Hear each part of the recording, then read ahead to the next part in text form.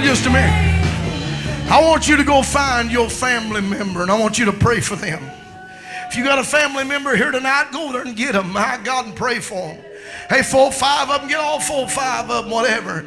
Hey, man, just pray for your family member, wife or husband or whatever, and ask God, amen, to move for them in this crucial time and this evil time that we're living in. Just ask God as they sing tonight, amen, for God to keep his hand on them. Amen. Worship God.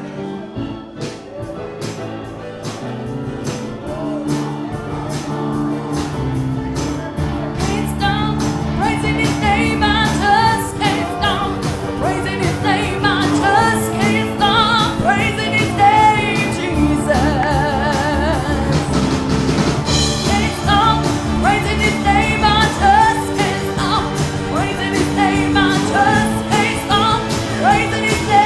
Jesus.